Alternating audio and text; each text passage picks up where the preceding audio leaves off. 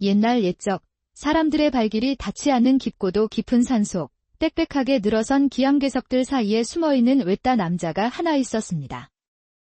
그곳에서 홀로 수행하는 노스님은 마치 세상과 단절된 듯 고요한 일상을 보내고 있었습니다. 아미타불. 하늘을 들여다보니 어쩐지 근시일 내로 좋은 만남이 있을 것도 같구나. 어느 날 탁발을 마치고 돌아가던 길, 그는 길석바위 아래 놓인 강보에 쌓인 어린 아기를 발견했지요. 아니, 이것이 무슨 소리던가? 아이의 울음소리가 어찌 이런 곳에서 난다는 말인가? 울음소리가 어찌나 우렁차던지 도저히 그냥 지나칠 수가 없었습니다. 허. 나무아미타불 관세음보살. 부처님께서 무슨 생각이 있어 너와 나를 만나게 하신 게지? 이 어린 것이 벌써부터 이리도 버림받는 팔자가 참으로 기구하지만 그럼에도 불구하고 이렇게 나를 만나니 죽을 운명은 아니로구나. 노스님이 아이를 안아들어 그 눈을 바라보자 동공 안에서는 귀한 빛이 일렁이는 듯했지요. 오오라. 이놈, 보아하니 사람 목숨을 구할 상을 가지고 있구나. 아무래도 너는 나와 함께 가서 부처님의 가르침을 닦는 것이 좋겠느니라. 그렇게 마치 운명처럼 노스님은 아이를 품에 안고 암자로 돌아오게 되었어요.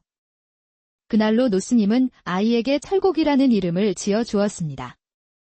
첩첩산중 홀로 지내는 암자에서 아이에게 먹일 것을 구하지 못해 노스님은 사슴젖을 구해 먹이며 밤낮으로 정성을 다해 키웠습니다. 노스님의 사랑을 받고 자란 아이는 눈에 띄게 영특했어요.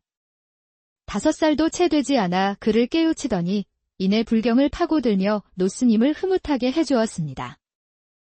철고가, 이 녀석아. 불경을 들여다보는 것이 그리도 좋더냐? 쉬엄쉬엄하거라. 스님, 참으로 이 작은 서책 안에 세상 삼라만상이 다 들어있는 것이 너무도 신기합니다. 허허. 아니, 뭐라 이놈. 누가 너더러 벌써 그렇게 철든 소리를 하라고 했더냐? 너무 그리 일찍부터 의젓해도 징그러운 법이니라. 동자면 동자답게 좀 어린아이 같은 맛을 보이거라. 노스님이 하나를 가르치면 철곡은 마치 마른 종이처럼 모든 것을 빨아들이는 집중력을 보여주었지요.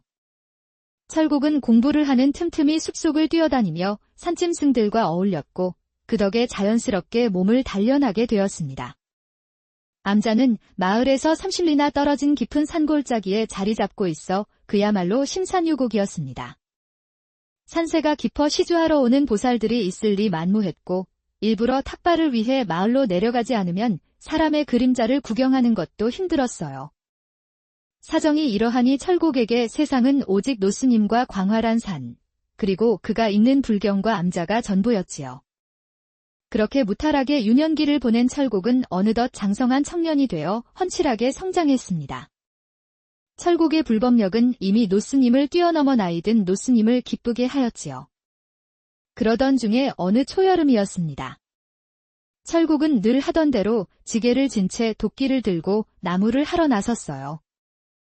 오늘도 얼른 나무를 끝내놓고 어제 마무리 짓지 못한 불경에 대한 해석을 노스님께 여쭤봐야겠다. 참으로 공부라는 것은 파고들면 파고들수록 오리무중인 점이 또한 매력적이라는 말씀이지.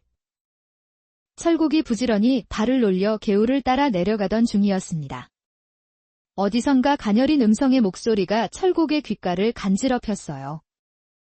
어락! 이것이 대체 무슨 간지러운 소리란 말인가? 생전 이런 종류의 짐승 소리는 들어본 적이 없는데. 그는 가던 발걸음을 멈추고 마치 풀숲에 발바닥이 달라붙은 듯 멍하니 그 자리에 서 있었습니다. 철곡이 소리가 나는 방향으로 몸을 틀어 울창하게 우거진 풀과 나무를 헤치며 들어가니 수심이 딱 적당하여 평소에도 철곡이 멱을 감는 곳으로 점 찍어 두었던 개울이 나타났습니다. 이럴 수가. 저게 대체 무엇인가? 세상에나 이것이 어찌 된 일이었을까요? 풀숲 뒤에 숨어 개울을 관찰하던 철곡을 깜짝 놀라게 하는 광경이 눈앞에 벌어지고 있었지요. 철곡이 난생 처음 보는 기이하게 생긴 짐승이 개울에서 멱을 감고 있었기 때문이었어요. 그 몸집은 자신에 비해 비교적 작게 느껴져 아담해 보였지만 전체적인 느낌이 길쭉하면서도 여리여리하고 그러면서도 날렵해 보였습니다. 또한 짐승의 머리 쪽에는 칠흑처럼 검고도 부드러워 보이는 검은 털이 길게 자라 있었지요. 도대체 저것은 어떤 짐승이기에 저리도 괴이한 형상을 하고 있는 것인가? 참으로 신기하게 생긴 짐승이로구나. 철곡은 자신도 모르게 마른 침을 꿀꺽 삼키며 멱을 감고 있는 그 짐승을 유심히 관찰했습니다.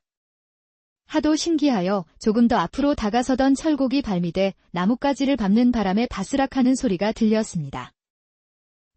뭐야? 거기 누구시오? 소리를 듣고 고개를 돌린 짐승은 철곡을 발견하고는 산천이 찢길 듯한 높은 음성의 비명을 지르는 것이었지요. 짐승과 눈이 마주친 철곡이 아연실색의 얼굴을 하는 것도 잠시. 그 짐승은 고래고래 소리를 지르면서 개울가에 놓여있는 돌멩이들을 집어들고는 닥치는 대로 철곡을 향해 던지기 시작하는 것이었어요. 이 변태. 몰래 풀숲에 숨어서는 어디를 훔쳐보고 있는 게야? 이 죽어 마땅한 못된 작자야. 당장 저리 꺼지지 못하겠느냐? 우와. 돌멩이의 머리를 맞아 크게 혹이 난 줄도 모르고 철곡은 너무 놀라 쏜살같이 도망치고 말았습니다. 혼쭐이 난 채로 암자로 도망쳐온 철곡이 마당을 쓸고 있던 노스님에게 달려가 고해 바쳤지요. 스님, 참으로 큰일이 날 뻔했습니다. 나무를 하러 가다 말고 생전 처음 본 매우 사납고도 괴이하기 짝이 없는 짐승과 마주쳤지 뭡니까?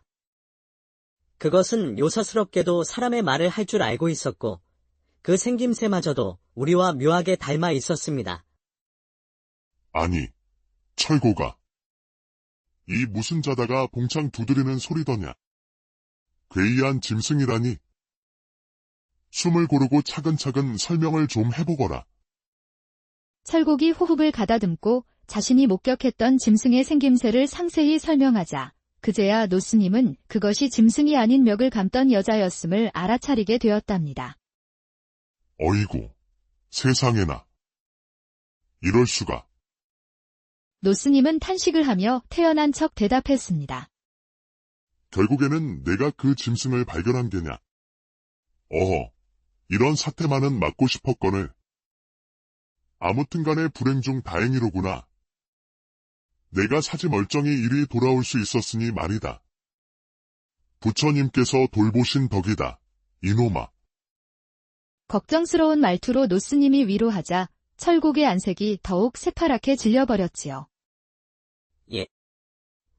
스님, 그래도 위험천만한 짐승이었다는 말씀이십니까? 헌데 어찌 지금까지 단 한 번도 마주치지 못했던 것일까요? 아닌 게 아니라 정말로 그 짐승이 고성을 내지르며 집어던지는 돌에 하마터면 머리가 깨질 뻔하였습니다. 그러나 사실 노스님에게는 다른 생각이 있었던 것이었지요. 분명 철곡은 장차 큰 불적을 남길 스님으로 장성할 관상을 지니고 있었기에 그가 속세의 번뇌에 물들기를 바라지 않았고 앞으로 철곡이 돌을 닦는 데에 여자가 커다란 장애물이 될 것이라 판단했어요. 하여 여자라는 존재를 처음 본 철곡에게 잔뜩 겁을 주며 멀리할 것을 당부하였지요. 철고가, 그 무서운 짐승들이 얼마나 흉포한지 너는 절대 모를 것이다. 그들은 우리 같은 중을 하도 많이 잡아먹은 요괴라 우리와 생김새가 묘하게 비슷한 것이란다. 스님은 한껏 목소리를 꾸며 심각한 분위기를 조성하며 말을 이어나갔어요. 허나 너도 알다시피 그 짐승들은 머리털이 치렁치렁하고 또한 흉통에는 우리에게 없는 불룩한 것이 달려있지만 그 겉모습에 속았다가는 바로 그것들의 먹잇감이 되어버리는 것이야. 아무튼 조심하는 것이 좋을 게야. 앞으로도 나무를 하러 가거나 산에 수행을 하러 들어가다가 호여 만나게 되면 뒤도 돌아보지 말고 도망치거라. 그 짐승들은 너를 발견하는 즉시 너의 모든 기력을 빼앗아 버릴 게야. 노스님의 말을 들은 철곡은 두 눈을 동그랗게 뜬 채 잔뜩 겁에 질렸습니다. 자신이 목숨을 부지하게 된 것이 부처님 덕이라 여기며 안도의 한숨을 내쉬었지요. 헌데 문제는 바로 그 이후였습니다. 개울에서 생전 처음 보는 짐승을 목격한 날 이후로 어찌 된 일인지 철국은 도무지 공부에 집중할 수가 없었습니다. 그것이 여자라는 것은 알지 못하였으나 그것을 눈으로 목격한 철국의 세상은 예전과는 달리 송두리째 뒤바뀌어 있었지요. 오랫동안 고요했던 호수에 돌멩이가 던져진 듯 그의 마음은 격렬하게 요동치기 시작했습니다. 이전까지 자신을 감싸고 있던 평안한 시간과 명상으로 다져진 마음의 낯선 형상들이 뿌리내리고 철국의 정신을 집요하게 파고들고 있었지요. 책을 펴도 글자는 더 이상 눈에 들어오지 않았습니다. 붓끝은 먹을 머금고 있었지만 먹물이 종이 위에 번지는 대신 흐릿한 형상들이 떠오르기 시작했어요. 불경 속의 심오한 가르침은 그저 허공에 맴돌 뿐 철국의 머리와 마음에까지 닿지 않았습니다. 두꺼운 장막이 쳐진 그의 시야는 오로지 개울에서 보았던 짐승의 뽀얗고 가녀린 모습에만 고정되어 있었습니다.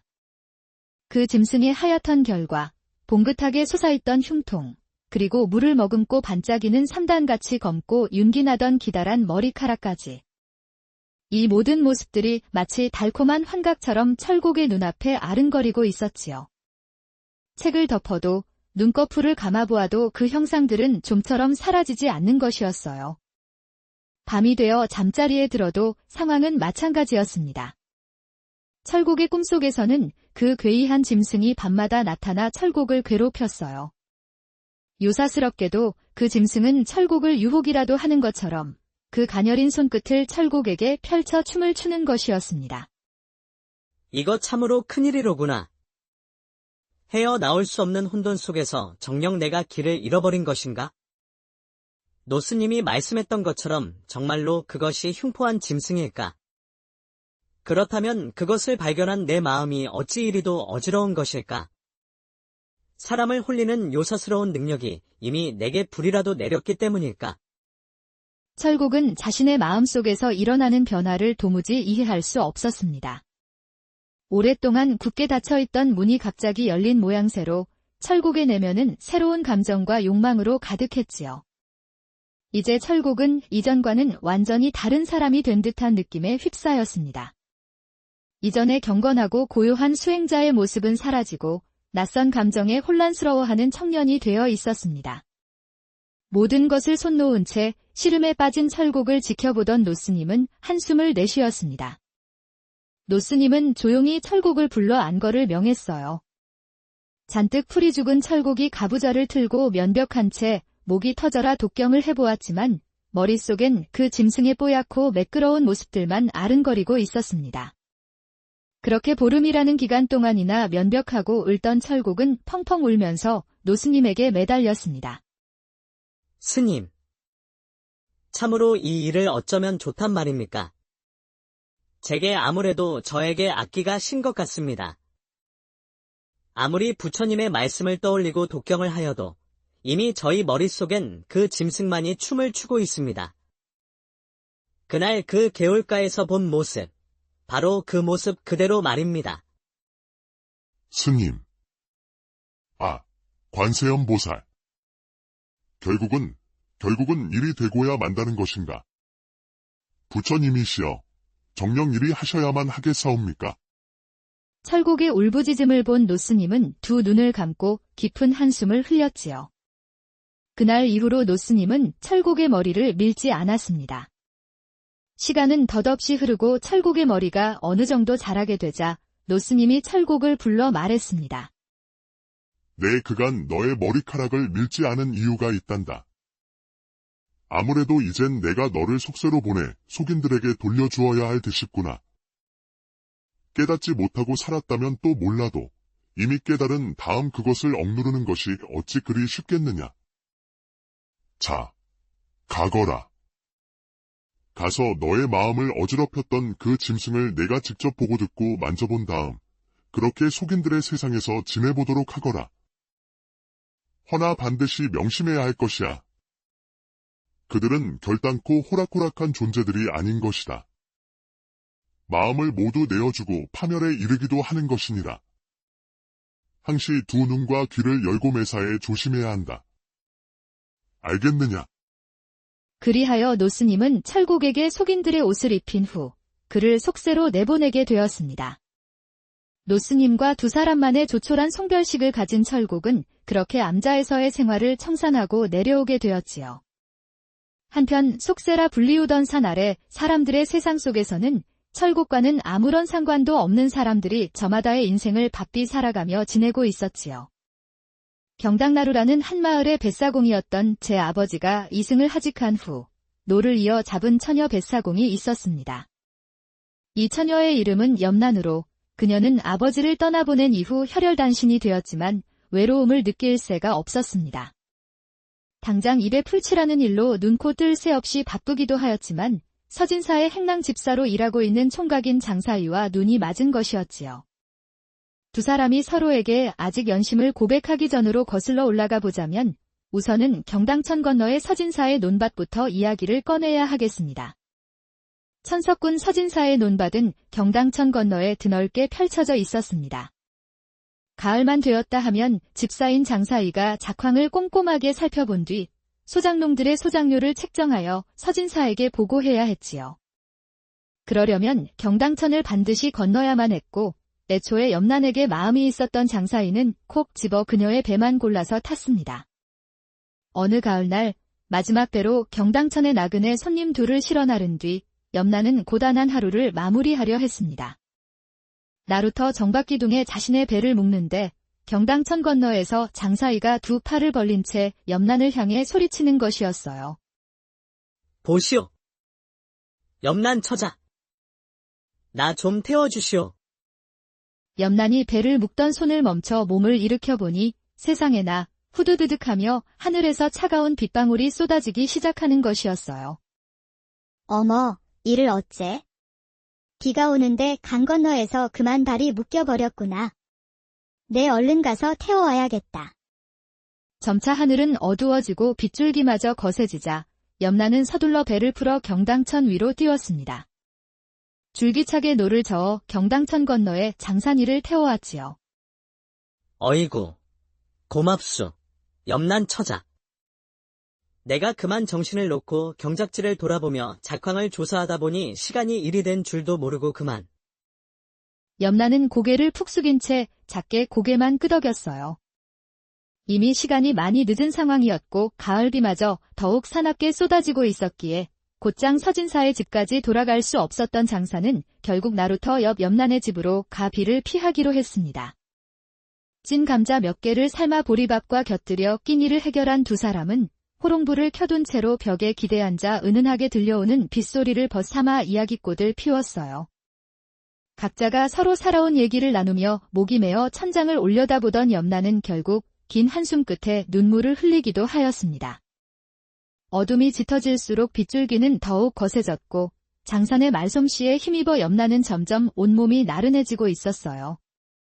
낡은 흙벽을 때리는 빗소리는 마치 누군가의 속삭임처럼 들렸지요. 염난은 호롱불 심지를 조금 더 올렸습니다. 좁은 방 안에는 감자와 보리밥 냄새가 섞인 희미한 온기가 감돌았어요. 장사는 벽에 기대앉아 호롱불빛의 그림자가 진 염난의 얼굴을 바라보았습니다. 잔잔하게 귓가를 간지럽히는 빗소리 때문이었을까요?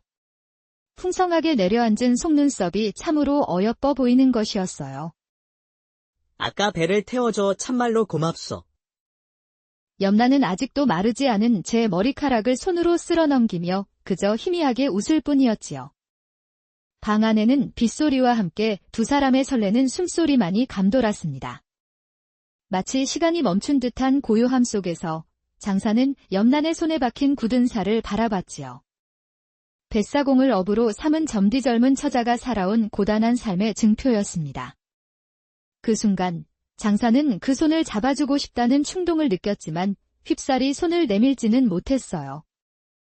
염난은 애꿎은 바깥의 풍경을 바라보고 있었습니다.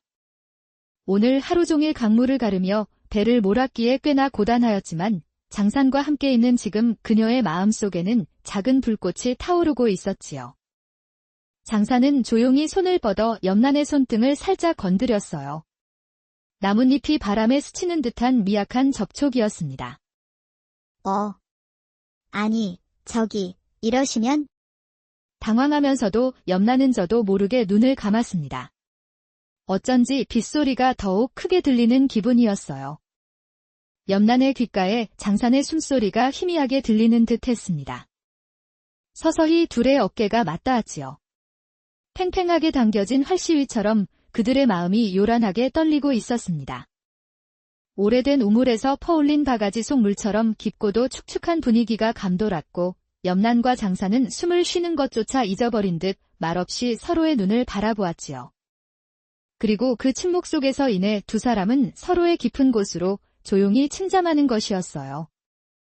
이윽고 두 사람이 나눈 운우지정은 빗소리조차도 덮지 못할 만큼 무르익어만 갔지요. 서로를 탐닉하는 것에 정신이 팔려 동창이 밝아오는 것도 몰랐습니다. 그렇게 혼인도 하기 전 초야를 치러낸 두 사람은 날이 갈수록 정이 깊어갔지요. 어느 날 저녁, 장사인은 염란의 손가락에 은반지를 끼워주고 갔습니다. 비 내리는 겨울밤에는 장산이 불쑥 찾아와 인절미와 엿을 건네주고 돌아가기도 했답니다. 참, 매번 뭐 이런 걸 다 가져오는 거야? 정말이지, 어여쁜 짓만 골라서 한다니까. 제 먹을 것도 부족할 텐데 늘 자신을 위해 군것질거리를 챙겨다 주는 장산이 너무도 고맙고 미안했어요. 다음 해 꽃 피는 봄, 염란의 자색은 더욱 살아나 봄꽃처럼 화사하게 피어올랐지요. 사랑에 빠진 처자는 하루가 다르게 화사함을 뿜어냈습니다.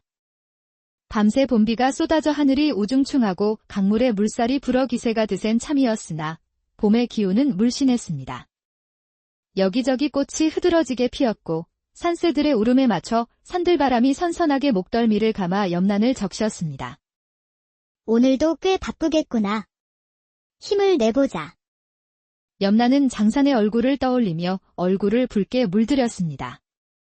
홍조가 가득한 뺨을 비비며 그렇게 나루터로 나가 도선객들을 실어 나를 준비를 했습니다. 염란의 나룻배에 앉아 자리를 잡은 도선객들은 자자한 수다가 끊이지 않았습니다. 배가 떠나기 전부터 제 자랑에 심취해 있었지요. 내가 씨름에 나가 장사를 몇 번 했네. 부상으로 따낸 황소가 자그마치 7마리네. 그 이야기를 듣고 있던 맞은편의 어깨가 떡하니 벌어진 장정은 나는 쌀 2가마를 지고는 산비탈도 뛰어내려갔다네. 또 어떤 젊은이는 밭에 박혀있던 짐만 한 바위를 뽑았다며 제 팔뚝을 드러내 힘자랑을 하는 것이었지요. 그리고 한쪽 구석에 만감에 젖어있는 한 젊은 사내가 조용히 먼 산을 바라보고 있었습니다. 어쩐지 세파에 잔뜩 시달린 모습으로 눈밑이 퀭한 것이 꽤나 사연이 많아 보였어요. 그가 누구인고 하니 바로 노스님과 이별하고 암자에서 내려와 빠른 시일 내에 속세의 쓴맛과 여인의 무서움을 깨닫게 된 찰곡이었습니다. 도대체 무슨 사연이 있었던 것인지 그는 암자에서의 건장하던 모습을 모두 잃은 채 피골이 상접하여 쪽팔린 모습이었지요. 자, 이만 출발합니다. 꽉들 잡으셔요. 염란이 노로 강바닥을 밀며 배를 출발시키려는데 나루터 끄트머리에서 산의 셋이 소리를 치며 뛰어왔습니다. 그들을 발견한 염란의 눈살이 찌푸려졌지요. 바로 저작거리의 왈패들이었습니다. 품속에 단검을 품고 다닌다는 소문에 각종 투전판과 싸움판을 찾아다니며 말썽을 부리는 통에 고을에서 모르는 사람이 없을 정도였습니다. 어휴. 오늘 개시부터 일진이 정말 사납구나. 하필이면 재수도 없지? 어찌하여 저것들이 내 배에. 염란이 조용히 중얼거렸지만 모르는 척배를 출발할 수는 없는 노릇이었습니다. 그들을 태우지 않고 떠났다가는 반대편에서 이쪽으로 넘어올 때 무슨 난리를 피울지 알 수 없었으니까요. 염란은 하는 수 없이 배를 멈춰 그들을 기다렸습니다. 어이구, 이거 미안하네. 밤새 술을 퍼마셨는지 배에 오른 왈패들에게서 술 냄새가 진동하고 있었습니다. 그들 중 우두머리로 보이는 한 왈패가 배를 출발하기 위해 노를 젓는 염란을 위아래로 훑어보기 시작했지요. 아이쿠, 이거. 내 살다 이런 처자가 모는 배를 다 보내 그려. 우리 사공처자는 올해 나이가 몇인가? 이런 일을 하기엔 너무 고와 보이는데. 내 색시나 안 알려. 왈패가 능글맞은 웃음으로 추잡한 소리를 건넸으나 염라는 싸늘한 표정으로 대꾸하지 않았습니다. 그러자 왈패가 갑자기 그녀의 엉덩이를 두 손으로 확 움켜쥐는 것이었어요. 아니, 이보시오. 미치셨소. 이것이 대체 무슨 짐이요? 사공에 아녀라 하여 어찌 이리 희롱한단 말입니까? 소스라치게 놀란 염란이 몸을 획 돌려 왈패를 쏘아보고는 철썩 뺨을 갈겨버렸습니다. 이 맥반석에 구운 연 전복의 기세가 팔딱팔딱 싱싱한 것이 간만에 아주 재미있겠는걸? 내년 오늘 아주 임자 만난 줄 알 거라. 뺨을 맞은 왈패는 대번에 눈을 희번득 뜨더니 염란의 머리채를 틀어쥐고는 배에서 끌어내렸지요. 이제 막 나루터에서 배를 출발시키려던 참이었기에 저반된 배는 떠나지 못했던 상황이었고 우두머리가 내리자 나머지 조무래기들 역시 염란의 두 팔과 두 다리를 잡고는 배에서 끌어내려 나루 옆 수풀 속으로 끌고 들어가려는 것이었지요. 염란이 죽을 힘을 다해 발버둥치며 살려달라 소리를 질렀습니다. 가여워라. 처절히 울부짖었으나 그녀가 끌려간 배에 남아있던 나머지 도선객들 중 그 누구도 도움의 손길을 뻗는 사람은 없었지요. 황소를 타왔다던 씨름꾼도, 쌀을 지고 산비탈을 내달렸다는 장사도, 집채만 한 바위를 뽑았다는 젊은 사내도. 아까까지만 하더라도 입에 침이 마르도록 제 무용담들을 늘어놓던 사내들은 모두가 고개를 돌린 채로 먼 산만 바라보며 모르는 척을 하고 있었습니다. 그때 그들과 끌려간 염란 쪽을 번갈아 바라보던 철곡이 크게 노하여 소리를 쳤지요. 아니, 댁들이 그러고도 사내들이요. 그리도 주둥이로 힘자랑들 하시더니만 참으로 부끄러운 줄을 아셔야겠소. 철곡은 배에서 뛰어내려 수풀 쪽으로 내달렸습니다. 이 천하의 못된 잡놈들. 어서 멈추지 못하겠느냐. 힘껏 고함을 지르며 달려간 철곡과 염란의 처절한 비명도 잠시 이윽고 요란스러운 난리통 끝에 숲은 잠잠해지고 얼마 후 왈패 셋이 싱글거리는 나두로 숲에서 어기적거리며 기어 나왔지요. 그들은 자기들끼리 껄껄대는 웃음으로 대화하고는 거드름을 피우며 배에 올라탔습니다. 치마는 찢어지고 옷고름도 풀어헤쳐진 몰골에 염란이 쓰러질 듯 비틀거리는 걸음으로 수풀에서 나와 힘겹게 배에 올랐지요. 어음! 우리가 오늘 사공 처자 덕에 아주 거나하게 잘 대접받았으니 뱃삭은 두둑이 드려야지. 내 건너가면 섭섭지 않게 지불함세. 머리와 옷매무새를 정리하며 쏟아지려는 눈물을 참아내는 염란에게 왈패들은 낄낄대며 중얼거렸습니다. 왈패들의 이죽거림에 염란은 넋이 나간 얼굴로 입술을 깨물며 노를 잡았습니다. 공허한 눈빛으로 주변을 둘러보며 자신의 배에 탄 채 끝까지 남아있던 도선객들을 바라보았답니다. 꿀먹은 벙어리가 되어 염란을 못 본 채 하던 도선객들은 헛기침을 하며 애써 그녀와 눈을 마주치지 않았답니다.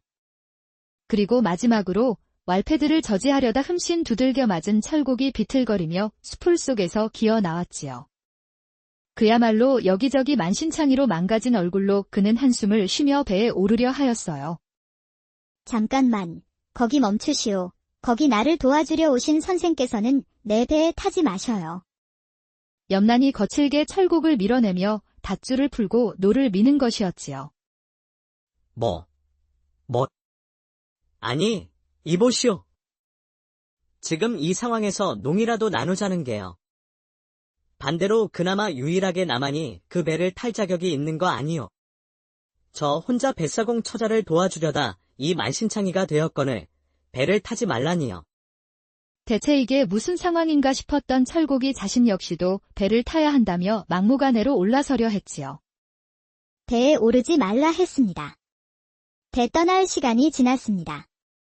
다음 배를 타시지요. 유일하게 염란을 도와주려던 자신만 놓고 배를 출발시키려는 그녀에게 대체 이것이 무슨 신부냐며 화를 내려던 철곡을 염란이 거세게 밀어내 버렸습니다. 그 모습을 지켜보고 있던 왈패들은 낄낄거리며 자기들끼리 비웃었지요. 어이가 없다는 표정으로 철곡이 소리쳤으나 제발 부디 다음 배를 타라 했습니다. 염란은 싸늘하게 식은 표정으로 매몰차게 말하고는 기어이 배를 밀어 강으로 나가 버리는 것이었어요. 이거야 원 살다 별의별 희한한 경우를 다 보는구먼. 기어이 나만 떨궈두고 출발해 버리는군. 속세라는 곳은 어쩜 이리도 광증이 도지는 곳이란 말인가. 철국은 멍한 얼굴이 되어 어느덧 저만치 떠내려가는 배를 바라보며 허탈한 한숨을 내쉴 뿐이었습니다. 간밤에 퍼부은 비 덕택에 강은 물살도 거셌고 수심도 한껏 높아져 있었습니다. 보통 때는 늘 강 한복판에 큼지막한 칼바위가 드러나 보였지만 오늘은 물살 속에 잠길 정도였어요. 그런데 이것이 무슨 일인가요? 강복판으로 잘만 이동하던 나룻배가 갑자기 방향을 틀어버렸습니다.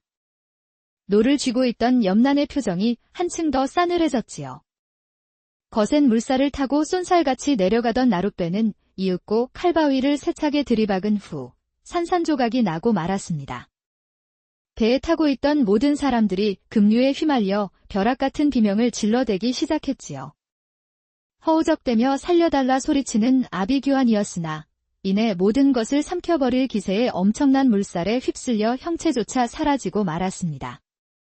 그렇게 배에 탔던 모두의 모습은 물에 잠겨 더 이상 보이지 않게 되었고 멀찍이서 그 지옥도를 보고 있던 철국은 눈앞에서 벌어진 믿을 수 없는 모습에 파랗게 질린 얼굴로 멀뚱히 서 있을 수밖에 없었답니다.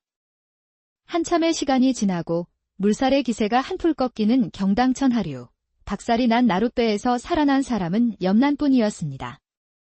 그녀는 연신 기침을 하며 머금었던 물을 토해내고는 강변에 털썩 쓰러져 버렸습니다. 헤엄 실력만큼은 고을에서 따라갈 사람이 없었던 그녀는 거친 급류 속에서도 용케 목숨을 부지할 수 있었지요. 자신을 욕보인 왈패들과 보고도 모른 척 아무도 도와주지 않았던 도선객들에게 제 손으로 복수한 염난이었으나 사람을 해하였다는 마음에 그리고 소중한 정인을 두고 더럽혀졌다는 생각에 왈칵 눈물이 솟구쳤습니다. 그녀는 오열을 하면서도 하염없이 걷고 또 걸어 장산이 일하고 있는 서진사 댁으로 향했지요. 이런 자신을 위로해줄 사람은 장산뿐이라 굳게 믿으면서 말입니다. 얼마나 시간이 흘렀는지도 모를 만큼 걸어 서진사 댁 대문 앞에 당도한 염난은 마지막 힘을 쥐어짜내 대문을 두드렸습니다. 이윽고 대문 밖으로 나온 장산이 염난의 몰골을 보고는 소스라치게 놀랐어요. 아니, 염난아. 대체 이것이 어찌 된 일이야? 여기까지 어떻게 온 것이야? 게다가 그 몰골은 또 무엇이고? 장산의 얼굴을 마주한 염난은 또다시 서름이 북받쳐 눈물을 쏟았고 자신에게 일어난 모든 일을 장산에게 말했습니다. 추위와 두려움, 비참함, 자괴감, 그 모든 부정적인 감정이 몰아치고 있는 자신을 따스하게 안아주며 모든 것이 다 괜찮아질 거라고 위로해주리라 여겼어요. 그런데 세상에 남아있는 유일한 자신의 편이라 믿어 의심치 않았던 장산의 표정이 너무도 차갑게 굳어가기 시작했지요. 장산은 울음범벅인 염난을 밀쳐내며 냉랭한 목소리로 말했습니다. 지금 나랑 장난치자는 게 참나. 이거 참으로 어처구니가 없구만. 그래서 한 놈도 아니고 자그마치 세 놈에게나 더럽혀진 몸으로 거기에다 이 손으로 사람 여럿 요절 내놓고 무슨 낯짝으로 나를 찾아왔다는 게야. 뭐? 장산, 너 방금 무어라 내뱉었느냐? 지금 그게 무슨 말이야? 아니, 그러냐. 뻔뻔스럽게 정말 나까지 엮여서 관아에 끌려가라고. 내가 이 정도로 이기적인 여자인 줄은 미처 몰랐다. 더 듣고 싶은 이야기도 없으니까 이만 돌아가도록 해.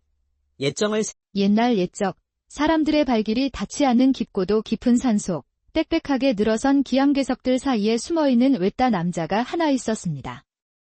그곳에서 홀로 수행하는 노스님은 마치 세상과 단절된 듯 고요한 일상을 보내고 있었습니다. 아미타불. 하늘을 들여다보니 어쩐지 근시일 내로 좋은 만남이 있을 것도 같구나. 어느 날 탁발을 마치고 돌아가던 길, 그는 길석바위 아래 놓인 강보에 쌓인 어린 아기를 발견했지요. 아니, 이것이 무슨 소리던가. 아이의 울음소리가 어찌 이런 곳에서 난다는 말인가? 울음소리가 어찌나 우렁차던지 도저히 그냥 지나칠 수가 없었습니다. 허. 나무아미탑을 관세음보살. 부처님께서 무슨 생각이 있어 너와 나를 만나게 하신 게지. 이 어린 것이 벌써부터 이리도 버림받는 팔자가 참으로 기구하지만 그럼에도 불구하고 이렇게 나를 만나니 죽을 운명은 아니로구나. 노스님이 아이를 안아들어 그 눈을 바라보자 동공 안에서는 귀한 빛이 일렁이는 듯했지요. 오오라. 이놈, 보아하니 사람 목숨을 구할 상을 가지고 있구나. 아무래도 너는 나와 함께 가서 부처님의 가르침을 닦는 것이 좋겠느니라. 그렇게 마치 운명처럼 노스님은 아이를 품에 안고 암자로 돌아오게 되었어요. 그날로 노스님은 아이에게 철곡이라는 이름을 지어 주었습니다. 첩첩산 중 홀로 지내는 암자에서 아이에게 먹일 것을 구하지 못해 노스님은 사슴젖을 구해 먹이며 밤낮으로 정성을 다해 키웠습니다. 노스님의 사랑을 받고 자란 아이는 눈에 띄게 영특했어요. 5살도 채 되지 않아 그를 깨우치더니 이내 불경을 파고들며 노스님을 흐뭇하게 해주었습니다. 철고가, 이 녀석아. 불경을 들여다보는 것이 그리도 좋더냐. 쉬엄쉬엄하거라. 스님, 참으로 이 작은 서책 안에 세상 삼라만상이 다 들어있는 것이 너무도 신기합니다. 허허. 아니, 뭐라 이놈. 누가 너더러 벌써 그렇게 철든 소리를 하라고 했더냐. 너무 그리 일찍부터 의젓해도 징그러운 법이니라. 동자면 동자답게 좀 어린아이 같은 맛을 보이거라. 노스님이 하나를 가르치면 철곡은 마치 마른 종이처럼 모든 것을 빨아들이는 집중력을 보여주었지요. 철곡은 공부를 하는 틈틈이 숲속을 뛰어다니며 산짐승들과 어울렸고 그 덕에 자연스럽게 몸을 단련하게 되었습니다. 암자는 마을에서 30리나 떨어진 깊은 산골짜기에 자리 잡고 있어 그야말로 심산유곡이었습니다. 산세가 깊어 시주하러 오는 보살들이 있을 리 만무했고 일부러 탁발을 위해 마을로 내려가지 않으면 사람의 그림자를 구경하는 것도 힘들었어요. 사정이 이러하니 철곡에게 세상은 오직 노스님과 광활한 산, 그리고 그가 읽는 불경과 암자가 전부였지요. 그렇게 무탈하게 유년기를 보낸 철곡은 어느덧 장성한 청년이 되어 헌칠하게 성장했습니다. 철곡의 불법력은 이미 노스님을 뛰어넘어 나이든 노스님을 기쁘게 하였지요. 그러던 중에 어느 초여름이었습니다. 철곡은 늘 하던 대로 지게를 진 채 도끼를 들고 나무를 하러 나섰어요. 오늘도 얼른 나무를 끝내놓고 어제 마무리 짓지 못한 불경에 대한 해석을 노스님께 여쭤봐야겠다. 참으로 공부라는 것은 파고들면 파고들수록 오리무중인 점이 또한 매력적이라는 말씀이지. 철곡이 부지런히 발을 놀려 개울을 따라 내려가던 중이었습니다. 어디선가 가녀린 음성의 목소리가 철곡의 귓가를 간지럽혔어요. 어락! 이것이 대체 무슨 간지러운 소리란 말인가? 생전 이런 종류의 짐승 소리는 들어본 적이 없는데. 그는 가던 발걸음을 멈추고 마치 풀숲에 발바닥이 달라붙은 듯 멍하니 그 자리에 서 있었습니다. 철곡이 소리가 나는 방향으로 몸을 틀어 울창하게 우거진 풀과 나무를 헤치며 들어가니 수심이 딱 적당하여 평소에도 철곡이 멱을 감는 곳으로 점 찍어 두었던 개울이 나타났습니다. 이럴 수가. 저게 대체 무엇인가? 세상에나 이것이 어찌 된 일이었을까요? 풀숲 뒤에 숨어 개울을 관찰하던 철곡을 깜짝 놀라게 하는 광경이 눈앞에 벌어지고 있었지요. 철곡이 난생 처음 보는 기이하게 생긴 짐승이 개울에서 멱을 감고 있었기 때문이었어요. 그 몸집은 자신에 비해 비교적 작게 느껴져 아담해 보였지만 전체적인 느낌이 길쭉하면서도 여리여리하고 그러면서도 날렵해 보였습니다. 또한 짐승의 머리 쪽에는 칠흑처럼 검고도 부드러워 보이는 검은 털이 길게 자라 있었지요. 도대체 저것은 어떤 짐승이기에 저리도 괴이한 형상을 하고 있는 것인가? 참으로 신기하게 생긴 짐승이로구나. 철곡은 자신도 모르게 마른 침을 꿀꺽 삼키며 멱을 감고 있는 그 짐승을 유심히 관찰했습니다. 하도 신기하여 조금 더 앞으로 다가서던 철곡이 발밑에 나뭇가지를 밟는 바람에 바스락하는 소리가 들렸습니다. 뭐야? 거기 누구시오? 소리를 듣고 고개를 돌린 짐승은 철곡을 발견하고는 산천이 찢길 듯한 높은 음성의 비명을 지르는 것이었지요. 짐승과 눈이 마주친 철곡이 아연실색의 얼굴을 하는 것도 잠시, 그 짐승은 고래고래 소리를 지르면서 개울가에 놓여있는 돌멩이들을 집어들고는 닥치는 대로 철곡을 향해 던지기 시작하는 것이었어요. 이 변태. 몰래 풀숲에 숨어서는 어디를 훔쳐보고 있는 게야? 이 죽어 마땅한 못된 작자야. 당장 저리 꺼지지 못하겠느냐? 우와. 돌멩이의 머리를 맞아 크게 혹이 난 줄도 모르고 철곡은 너무 놀라 쏜살같이 도망치고 말았습니다. 혼쭐이 난 채로 암자로 도망쳐온 철곡이 마당을 쓸고 있던 노스님에게 달려가 고해 바쳤지요. 스님, 참으로 큰일이 날 뻔했습니다.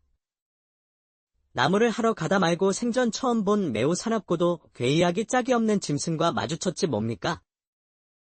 그것은 요사스럽게도 사람의 말을 할 줄 알고 있었고 그 생김새마저도 우리와 묘하게 닮아 있었습니다. 아니, 철고가. 이 무슨 자다가 봉창 두드리는 소리더냐. 괴이한 짐승이라니. 숨을 고르고 차근차근 설명을 좀 해보거라. 철곡이 호흡을 가다듬고 자신이 목격했던 짐승의 생김새를 상세히 설명하자 그제야 노스님은 그것이 짐승이 아닌 멱을 감던 여자였음을 알아차리게 되었답니다.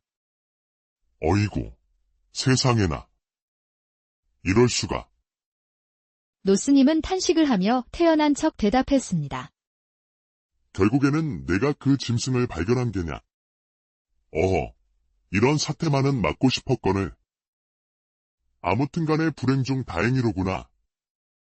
내가 사지 멀쩡히 이리 돌아올 수 있었으니 말이다. 부처님께서 돌보신 덕이다, 이놈아. 걱정스러운 말투로 노스님이 위로하자 철곡의 안색이 더욱 새파랗게 질려버렸지요. 예. 스님, 그래도 위험천만한 짐승이었다는 말씀이십니까? 헌데 어찌 지금까지 단 한 번도 마주치지 못했던 것일까요? 아닌 게 아니라 정말로 그 짐승이 고성을 내지르며 집어던지는 돌에 하마터면 머리가 깨질 뻔하였습니다. 그러나 사실 노스님에게는 다른 생각이 있었던 것이었지요.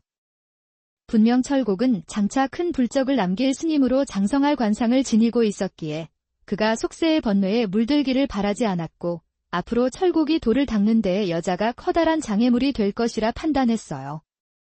하여 여자라는 존재를 처음 본 철곡에게 잔뜩 겁을 주며 멀리할 것을 당부하였지요. 철고가, 그 무서운 짐승들이 얼마나 흉포한지 너는 절대 모를 것이다. 그들은 우리 같은 중을 하도 많이 잡아먹은 요괴라 우리와 생김새가 묘하게 비슷한 것이란다. 스님은 한껏 목소리를 꾸며 심각한 분위기를 조성하며 말을 이어나갔어요. 허나 너도 알다시피 그 짐승들은 머리털이 치렁치렁하고 또한 흉통에는 우리에게 없는 불룩한 것이 달려있지만 그 겉모습에 속았다가는 바로 그것들의 먹잇감이 되어버리는 것이야. 아무튼 조심하는 것이 좋을 게야. 앞으로도 나무를 하러 가거나 산에 수행을 하러 들어가다가 호여 만나게 되면 뒤도 돌아보지 말고 도망치거라. 그 짐승들은 너를 발견하는 즉시 너의 모든 기력을 빼앗아 버릴 게야. 노스님의 말을 들은 철곡은 두 눈을 동그랗게 뜬 채 잔뜩 겁에 질렸습니다. 자신이 목숨을 부지하게 된 것이 부처님 덕이라 여기며 안도의 한숨을 내쉬었지요. 헌데 문제는 바로 그 이후였습니다. 개울에서 생전 처음 보는 짐승을 목격한 날 이후로 어찌 된 일인지 철곡은 도무지 공부에 집중할 수가 없었습니다. 그것이 여자라는 것은 알지 못하였으나 그것을 눈으로 목격한 철곡의 세상은 예전과는 달리 송두리째 뒤바뀌어 있었지요. 오랫동안 고요했던 호수에 돌멩이가 던져진 듯 그의 마음은 격렬하게 요동치기 시작했습니다. 이전까지 자신을 감싸고 있던 평안한 시간과 명상으로 다져진 마음의 낯선 형상들이 뿌리내리고 철곡의 정신을 집요하게 파고들고 있었지요. 책을 펴도 글자는 더 이상 눈에 들어오지 않았습니다. 붓글은 먹을 머금고 있었지만 먹물이 종이 위에 번지는 대신 흐릿한 형상들이 떠오르기 시작했어요. 불경 속의 심오한 가르침은 그저 허공에 맴돌 뿐 철곡의 머리와 마음에까지 닿지 않았습니다. 두꺼운 장막이 쳐진 그의 시야는 오로지 개울에서 보았던 짐승의 뽀얗고 가녀린 모습에만 고정되어 있었습니다. 그 짐승의 하얗던 결과 봉긋하게 솟아있던 흉통, 그리고 물을 머금고 반짝이는 삼단같이 검고 윤기나던 기다란 머리카락까지. 이 모든 모습들이 마치 달콤한 환각처럼 철곡의 눈앞에 아른거리고 있었지요. 책을 덮어도 눈꺼풀을 감아보아도 그 형상들은 좀처럼 사라지지 않는 것이었어요. 밤이 되어 잠자리에 들어도 상황은 마찬가지였습니다. 철곡의 꿈속에서는 그 괴이한 짐승이 밤마다 나타나 철곡을 괴롭혔어요.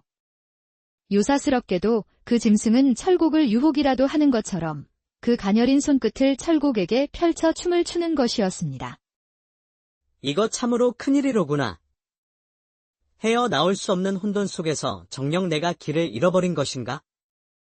노스님이 말씀했던 것처럼 정말로 그것이 흉포한 짐승일까? 그렇다면 그것을 발견한 내 마음이 어찌 이리도 어지러운 것일까? 사람을 홀리는 요사스러운 능력이 이미 내게 불이라도 내렸기 때문일까? 철곡은 자신의 마음속에서 일어나는 변화를 도무지 이해할 수 없었습니다. 오랫동안 굳게 닫혀있던 문이 갑자기 열린 모양새로 철곡의 내면은 새로운 감정과 욕망으로 가득했지요.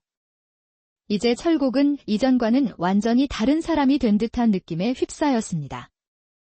이전의 경건하고 고요한 수행자의 모습은 사라지고 낯선 감정에 혼란스러워하는 청년이 되어 있었습니다. 모든 것을 손 놓은 채 시름에 빠진 철곡을 지켜보던 노스님은 한숨을 내쉬었습니다. 노스님은 조용히 철곡을 불러 안거를 명했어요. 잔뜩 풀이 죽은 철곡이 가부좌를 틀고 면벽한 채 목이 터져라 독경을 해보았지만 머릿속엔 그 짐승의 뽀얗고 매끄러운 모습들만 아른거리고 있었습니다. 그렇게 보름이라는 기간 동안이나 면벽하고 울던 철곡은 펑펑 울면서 노스님에게 매달렸습니다. 스님, 참으로 이 일을 어쩌면 좋단 말입니까? 제게 아무래도 저에게 악기가 신 것 같습니다. 아무리 부처님의 말씀을 떠올리고 독경을 하여도 이미 저희 머릿속엔 그 짐승만이 춤을 추고 있습니다. 그날 그 개울가에서 본 모습, 바로 그 모습 그대로 말입니다. 스님. 관세âm 보살. 결국은 일이 되고야 만다는 것인가? 부처님이시여, 정녕 일이 하셔야만 하겠사옵니까? 철곡의 울부짖음을 본 노스님은 두 눈을 감고 깊은 한숨을 흘렸지요.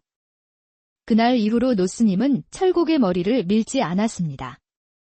시간은 덧없이 흐르고 철곡의 머리가 어느 정도 자라게 되자 노스님이 철곡을 불러 말했습니다.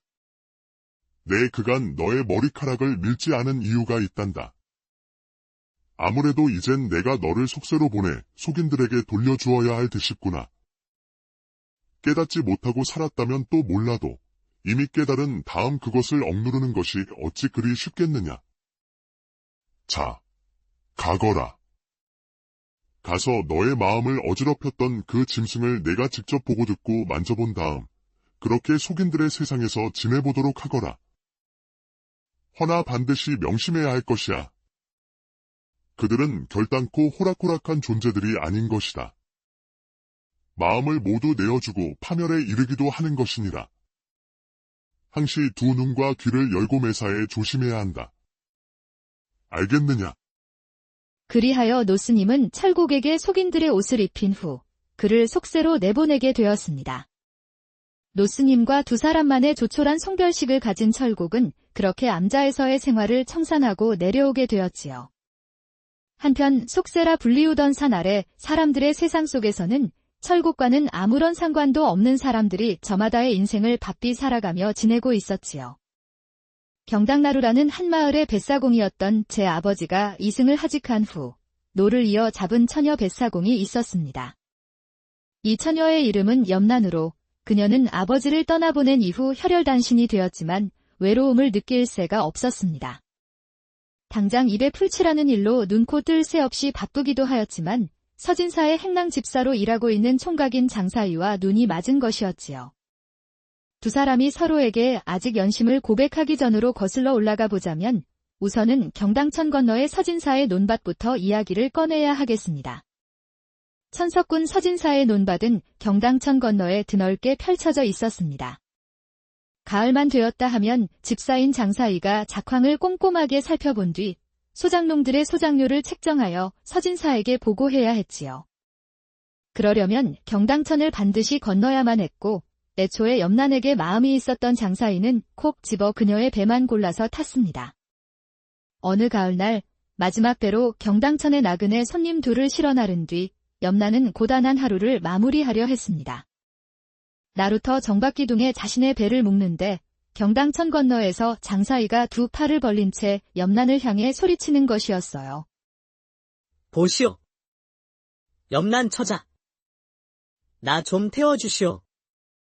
염란이 배를 묶던 손을 멈춰 몸을 일으켜 보니 세상에나 후두두둑하며 하늘에서 차가운 빗방울이 쏟아지기 시작하는 것이었어요. 어머, 이를 어째? 비가 오는데 강 건너에서 그만 발이 묶여버렸구나. 내 얼른 가서 태워와야겠다. 점차 하늘은 어두워지고 빗줄기마저 거세지자 염란은 서둘러 배를 풀어 경당천 위로 띄웠습니다. 줄기차게 노를 저어 경당천 건너에 장산이를 태워왔지요. 어이구. 고맙소. 염란 처자. 내가 그만 정신을 놓고 경작지를 돌아보며 작황을 조사하다 보니 시간이 일이 된 줄도 모르고 그만. 염란은 고개를 푹 숙인 채 작게 고개만 끄덕였어요. 이미 시간이 많이 늦은 상황이었고 가을비마저 더욱 사납게 쏟아지고 있었기에 곧장 서진사의 집까지 돌아갈 수 없었던 장사는 결국 나루터 옆 염란의 집으로 가 비를 피하기로 했습니다. 찐 감자 몇 개를 삶아 보리밥과 곁들여 끼니를 해결한 두 사람은 호롱불을 켜둔 채로 벽에 기대 앉아 은은하게 들려오는 빗소리를 벗삼아 이야기꽃을 피웠어요. 각자가 서로 살아온 얘기를 나누며 목이 메어 천장을 올려다보던 염란은 결국 긴 한숨 끝에 눈물을 흘리기도 하였습니다. 어둠이 짙어질수록 빗줄기는 더욱 거세졌고 장산의 말솜씨에 힘입어 염란은 점점 온몸이 나른해지고 있었어요. 낡은 흙벽을 때리는 빗소리는 마치 누군가의 속삭임처럼 들렸지요. 염란은 호롱불 심지를 조금 더 올렸습니다. 좁은 방 안에는 감자와 보리밥 냄새가 섞인 희미한 온기가 감돌았어요. 장사는 벽에 기대 앉아 호롱불빛의 그림자가 진 염란의 얼굴을 바라보았습니다.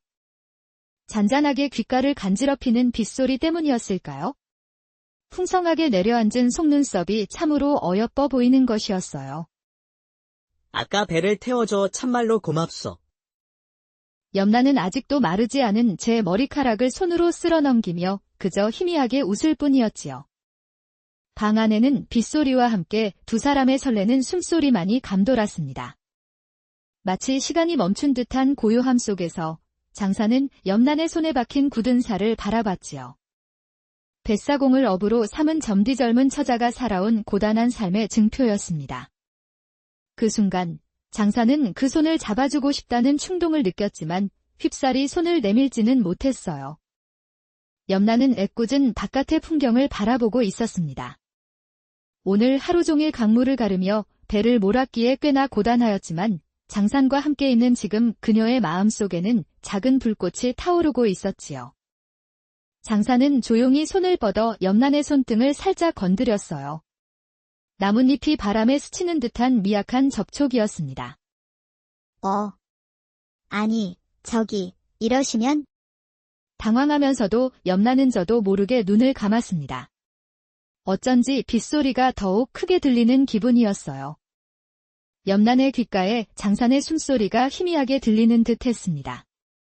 서서히 둘의 어깨가 맞닿았지요. 팽팽하게 당겨진 활시위처럼 그들의 마음이 요란하게 떨리고 있었습니다. 오래된 우물에서 퍼올린 바가지 속 물처럼 깊고도 축축한 분위기가 감돌았고 염란과 장사는 숨을 쉬는 것조차 잊어버린 듯 말없이 서로의 눈을 바라보았지요. 그리고 그 침묵 속에서 인해 두 사람은 서로의 깊은 곳으로 조용히 침잠하는 것이었어요. 이윽고 두 사람이 나눈 운우지정은 빗소리조차도 덮지 못할 만큼 무르익어만 갔지요. 서로를 탐닉하는 것에 정신이 팔려 동창이 밝아오는 것도 몰랐습니다. 그렇게 혼인도 하기 전 초야를 치러낸 두 사람은 날이 갈수록 정이 깊어갔지요. 어느 날 저녁, 장사이는 염란의 손가락에 은반지를 끼워주고 갔습니다. 비 내리는 겨울밤에는 장산이 불쑥 찾아와 인절미와 엿을 건네주고 돌아가기도 했답니다. 참, 매번 뭐 이런 걸 다 가져오는 거야? 정말이지, 어여쁜 집만 골라서 한다니까. 제 먹을 것도 부족할 텐데 늘 자신을 위해 군것질거리를 챙겨다주는 장산이 너무도 고맙고 미안했어요. 다음 해 꽃 피는 봄, 염란의 자색은 더욱 살아나 봄꽃처럼 화사하게 피어올랐지요. 사랑에 빠진 처자는 하루가 다르게 화사함을 뿜어냈습니다. 밤새 봄비가 쏟아져 하늘이 우중충하고 강물에 물살이 불어 기세가 드센 참이었으나 봄의 기운은 물씬했습니다. 여기저기 꽃이 흐드러지게 피었고 산새들의 울음에 맞춰 산들바람이 선선하게 목덜미를 감아 염란을 적셨습니다. 오늘도 꽤 바쁘겠구나. 힘을 내보자. 염란은 장산의 얼굴을 떠올리며 얼굴을 붉게 물들였습니다. 홍조가 가득한 뺨을 비비며 그렇게 나루터로 나가 도선객들을 실어 나를 준비를 했습니다. 염란의 나룻배에 앉아 자리를 잡은 도선객들은 자자한 수다가 끊이지 않았습니다. 배가 떠나기 전부터 제 자랑에 심취해 있었지요. 내가 씨름에 나가 장사를 몇 번 했네.